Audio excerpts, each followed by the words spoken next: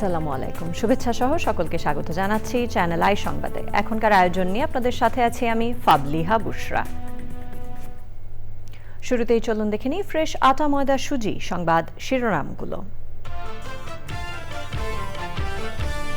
আগামীকাল থেকে সব বিশ্ববিদ্যালয়, ইংলিশ মিডিয়াম স্কুল ও কোচিং সেন্টার বন্ধ। ইরান যুদ্ধের কারণে বিদ্যুৎ ও জ্বালানি সাশ্রয়ে নির্দেশনা। ইসরায়েল ও যুক্তরাষ্ট্রের লক্ষ্যবস্তুতে ইরানের হাইপারসনিক ক্ষেপণাস্ত্রের আঘাত, আরও বিস্তৃত পরিসরে হামলার হুমকি দিলেন মার্কিন প্রেসিডেন্ট। এবং নারীর ক্ষমতায়নে স্বাধীনতার ঘোষক জিয়ার উদ্যোগকে সময় উপযোগী রূপ দেন খালেদা জিয়া, বললেন রাষ্ট্রপতি। গণতন্ত্রের অগ্রযাত্রায় বিশেষ অদম্য নারী পুরস্কার প্রদান। ভূমিকম্প সহনীয় মোস্ট ডিউরেবল দেশের প্রথম থার্মেক্স রড সালাম স্টিল। সালাম স্টিল বোঝে ডিউরেবিলিটি। সালাম স্টিল, মোস্ট ডিউরেবল স্টিল। সংবাদ শিরোনামগুলো জানাচ্ছিলাম। এখনকার সংবাদ আয়োজন একই সঙ্গে চ্যানেল আইয়ের ইউটিউব চ্যানেল এবং চ্যানেল আইয়ের ওটিটি প্ল্যাটফর্ম আই স্ক্রিনে লাইভ স্ট্রিম হচ্ছে। বিস্তারিত সংবাদের শুরুতেই ইরান যুদ্ধের নবম দিন।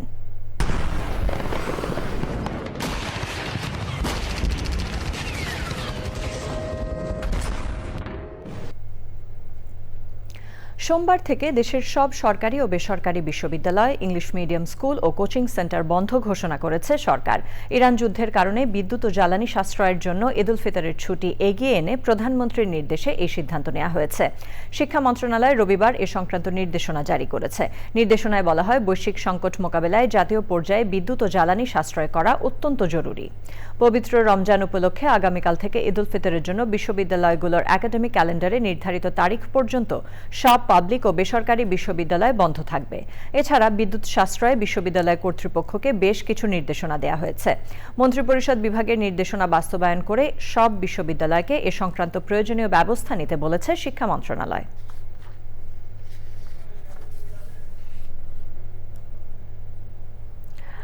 ইরান যুদ্ধের কারণে জ্বালানি সংকটের আশঙ্কায় পেট্রোল পাম্পের সামনে গাড়ির দীর্ঘ লাইন। জ্বালানি পেতে অপেক্ষার পাশাপাশি ভোগান্তিতে পড়তে হচ্ছে ক্রেতাদের।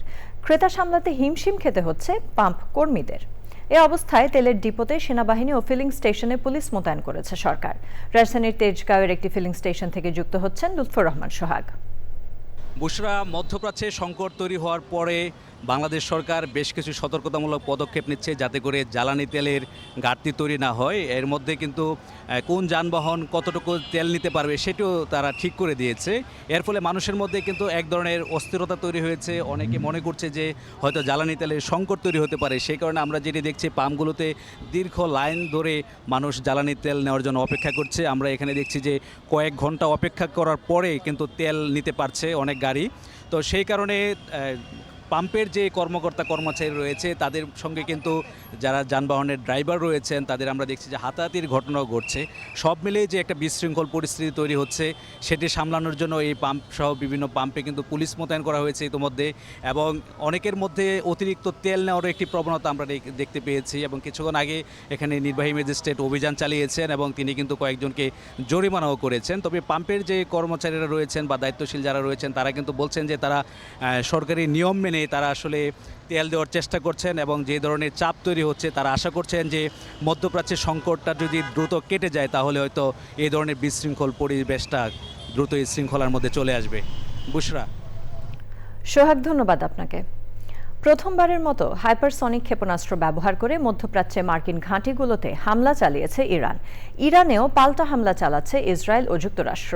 ইরানের ড্রোন হামলায় বাহরাইনের একটি সমুদ্রের পানি বিশুদ্ধকরণ প্ল্যান্টের বস্তুগত ক্ষয়ক্ষতি হয়েছে। ইরানের প্রেসিডেন্ট মাসুদ পেজেশকিয়ান উপসাগরীয় দেশগুলোকে বলেছেন, তাদের ভূখণ্ড থেকে ইরানের বিরুদ্ধে হামলা না হলে তেহরানও ওই দেশগুলোর উপর হামলা করবে না।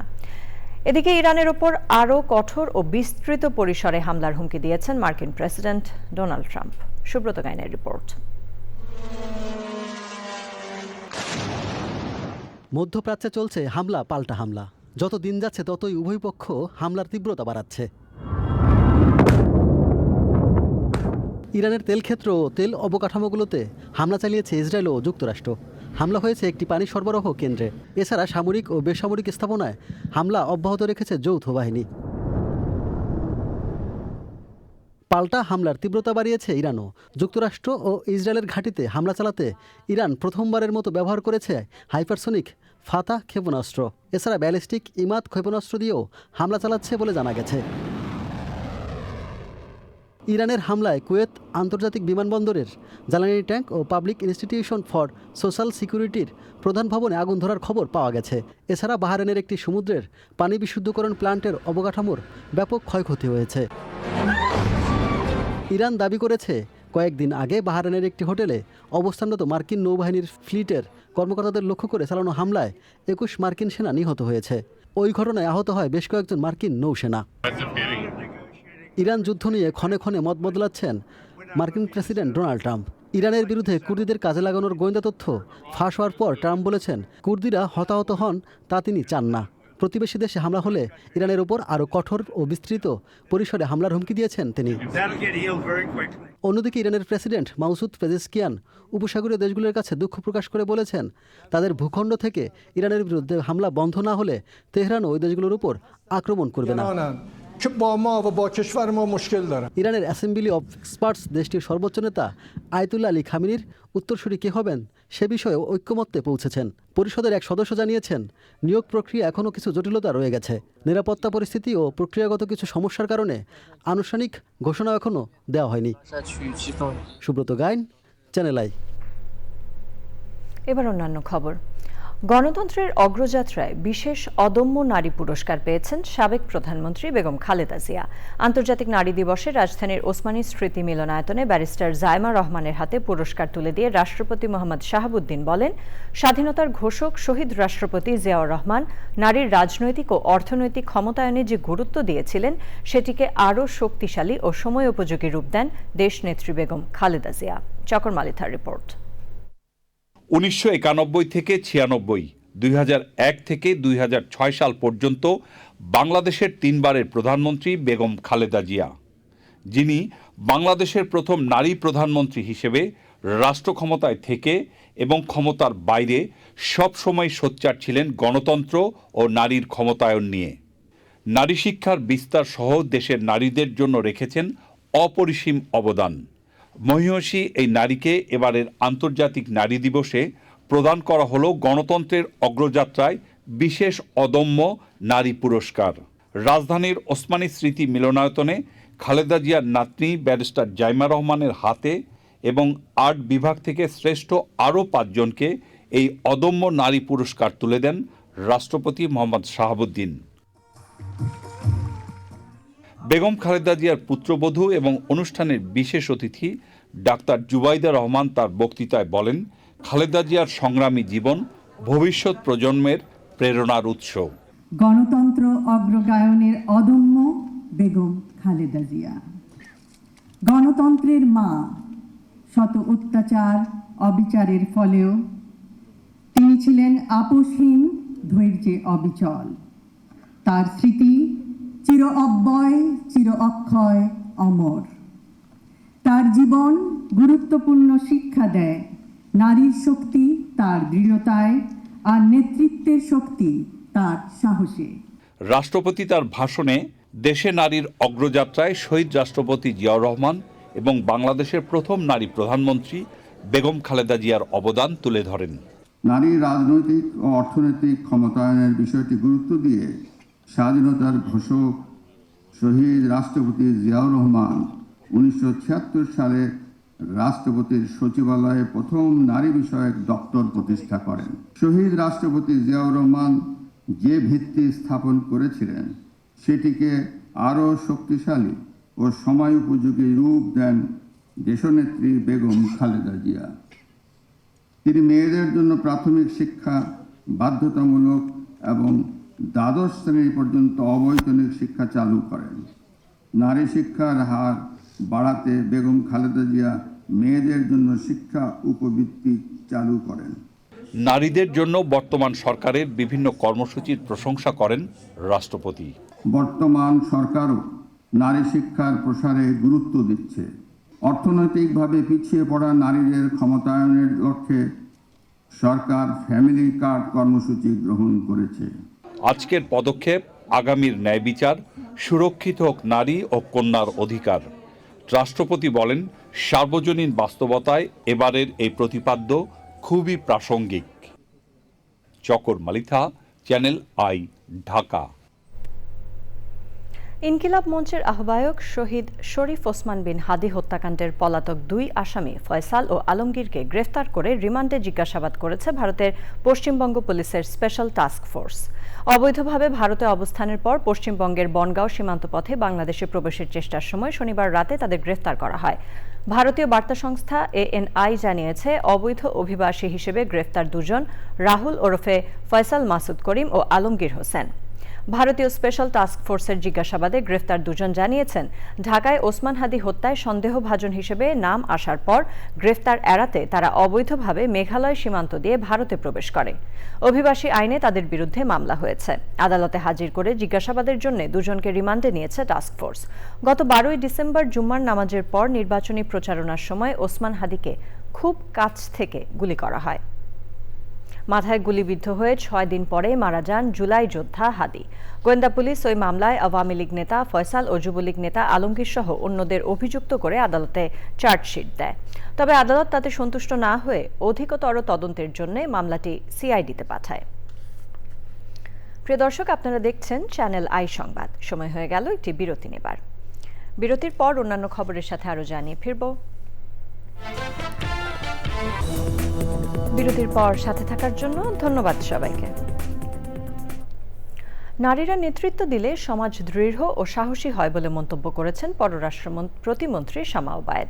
বাংলাদেশের নারীদের চিন্তাভাবনা তাকে অনুপ্রাণিত করে বলেও মন্তব্য করেন তিনি। জাতীয় প্রেস ক্লাবের উদ্যোগে আন্তর্জাতিক নারী দিবসের আলোচনায় তিনি এই মন্তব্য করেন। আগামীর ন্যায় বিচার সুরক্ষিত হোক, নারী ও কন্যার অধিকার, এই প্রতিপাদ্যে জাতীয় প্রেস ক্লাবের জহুর হোসেন চৌধুরী হলে অনুষ্ঠিত ওই আলোচনায় প্রধান অতিথি ছিলেন পররাষ্ট্র প্রতিমন্ত্রী শামা ওবায়েদ। সভাপতিত্ব করেন প্রেস ক্লাব সভাপতি হাসান হাফিজ। আন্তর্জাতিক নারী দিবস উপলক্ষে জ্যেষ্ঠ সাংবাদিক মমতাজ বিলকিস বানুকে সম্মাননা জানিয়েছে জাতীয় প্রেস ক্লাব। সম্মাননা পেয়ে জ্যেষ্ঠ সাংবাদিক মমতাজ বিলকিস বানু বলেন, জাতীয় প্রেস ক্লাব তাঁকে যে সম্মাননা জানালো তা একজন সাংবাদিকের জন্য খুবই মূল্যবান। বেগম রোকেয়া সাখাওয়াত হোসেনকে স্মরণ করে এ পর্যন্ত যত নারী জীবন যুদ্ধে প্রতিষ্ঠিত হয়েছেন তাদের সবাইকে শ্রদ্ধা জানান তিনি। এবার জানাবো আন্তর্জাতিক সংবাদ।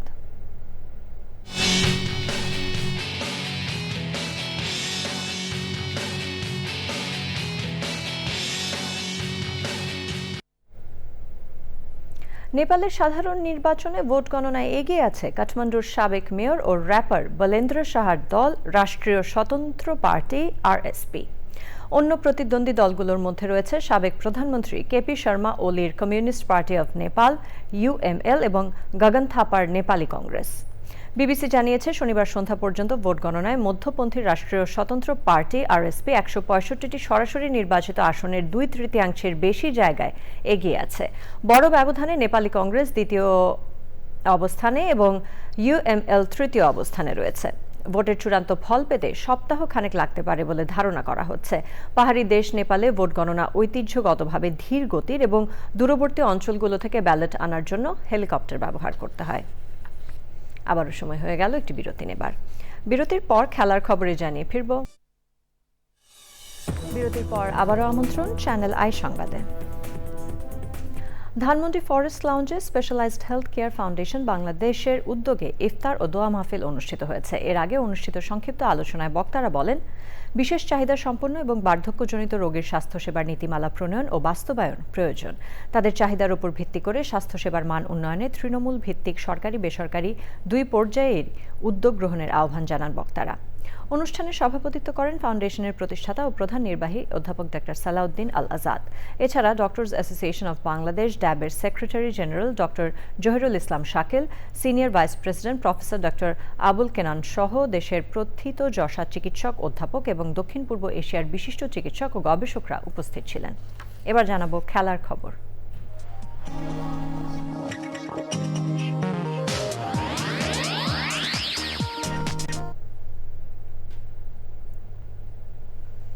বাংলাদেশের সঙ্গে 3 ম্যাচের ওয়ানডে সিরিজ খেলতে ঢাকায় এসেছে পাকিস্তান দল।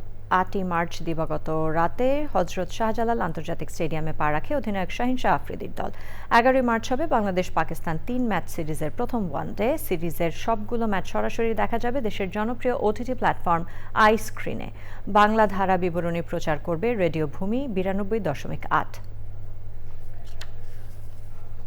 এরই সাথে আয়োজনের শেষ পর্যায়ে আমরা, তবে যাবার আগে ফ্রেশ আটা ময়দা সুজি সংবাদ শিরোনামগুলো জানিয়ে দিচ্ছি আরও একবার। আগামীকাল থেকে সব বিশ্ববিদ্যালয়, ইংলিশ মিডিয়াম স্কুল ও কোচিং সেন্টার বন্ধ। ইরান যুদ্ধের কারণে বিদ্যুৎ ও জ্বালানি সাশ্রয়ের নির্দেশনা।